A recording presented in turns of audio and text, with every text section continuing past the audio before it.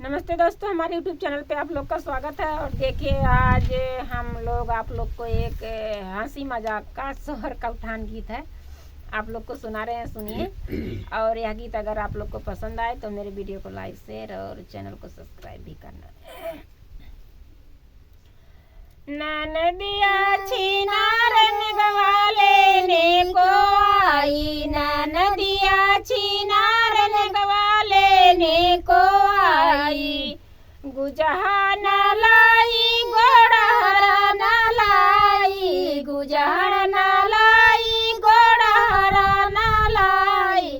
सोनरवा भतार सथवा लइके आई, सोनरवा भतार सथवा लइके आई। ननदिया छिनार गवाले ने को आई, ननदिया छिनार गवाले ने को आई।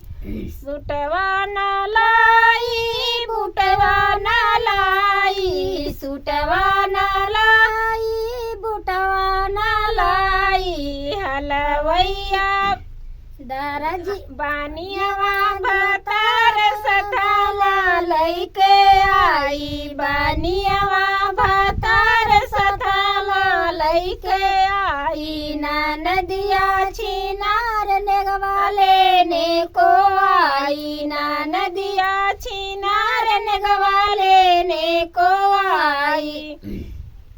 लेडुआ न लाई बर्फी न लाई, लेडुआ न लाई बर्फी न लाई। हलवैया भतार सथवा लइके आई, हलवैया भतार सथवा लइके आई। ननदिया छिनार गवाले ने को आई, ननदिया छिनार गवाले ने को आई।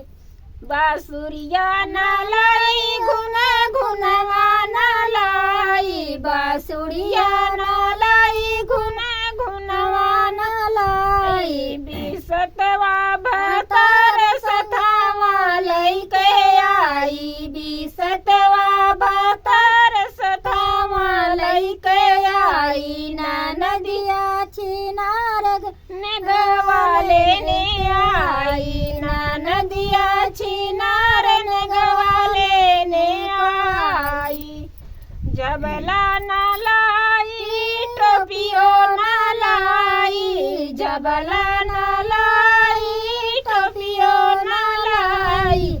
दरजियावा भतार सथवा लइके आई, दरजियावा